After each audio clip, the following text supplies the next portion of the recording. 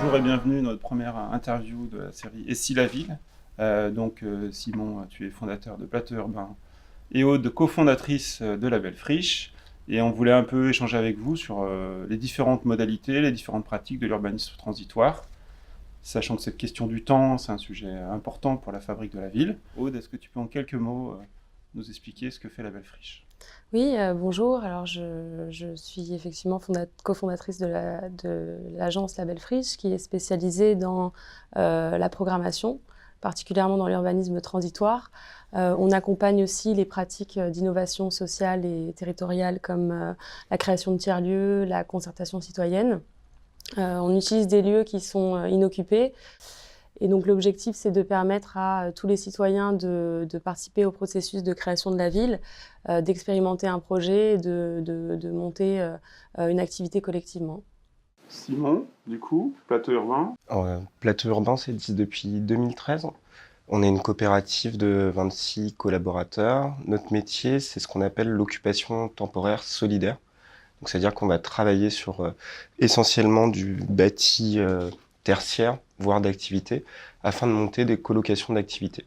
Donc, on s'inscrit dans le cadre de l'urbanisme transitoire quand un projet va être défini en fait à la suite de l'occupation de ce bâtiment.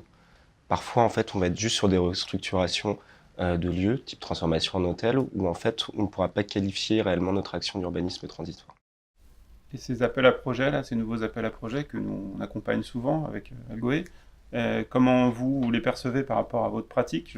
Plateau Urbain a été créé avant, on va dire, la mode des appels à projets, puisque Réinventer Paris, c'est 2014, même si avant, il y a eu des appels à projets aussi.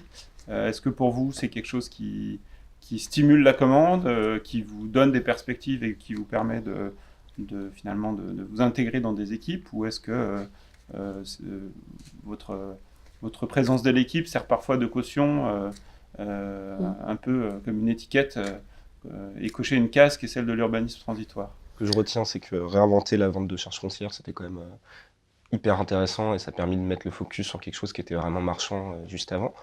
L'objectif de faire se rencontrer, comme disait Jean-Louis Missica, de la technologie, des personnes très avancées sur sciences de la construction, etc., et des prémoteurs qui étaient un peu loin des innovations, ça a bien marché, parce que finalement, si on est appelé, qu'on est connu et que ces démarches sont faites, c'est aussi parce qu'il y a eu ce genre de rencontres. Vous, comment vous voyez, pour les 4-5 prochaines années, votre pratique d'urbaniste avec l'outil qu'est le vôtre, qui est celui de l'urbanisme temporaire ou de l'urbanisme transitoire? Pour les 5 prochaines années, il y a un obstacle économique il faut bien rappeler que l'urbanisme transitoire, enfin, pour notre modèle à nous, pour l'instant reste quand même assez marginal en termes de logique économique. Donc il faut que ce soit pris en compte, comme je le disais au départ, par les politiques publiques et que ce soit assumé derrière pour que nous, on puisse faire notre travail. Donc le message, c'est peut-être ça, c'est vraiment voilà, ne pas tout programmer et peut-être par des péréquations dans les montages immobiliers, conserver ou créer des lieux qui puissent être économiquement viables et accueillir la culture locale et voilà, représenter l'identité locale. Simon, Plateau Urbain à 5 ans, alors c'est quoi dans 5 ans Plateau Urbain? C'est un essaimage assez large, mais avec des échelles bien différentes. Pas forcément la volonté d'avoir un gros phare comme les grands voisins, parce que ça c'est un alignement de planète qui arrive pas souvent. Mais par contre, ouais, que ça se développe un peu sur tout le territoire, je pense que ça peut être, c'est vraiment l'objectif des 4 prochaines années. Aude, Simon, merci beaucoup en tout cas de nous avoir consacré un moment pour parler des enjeux de la ville de demain.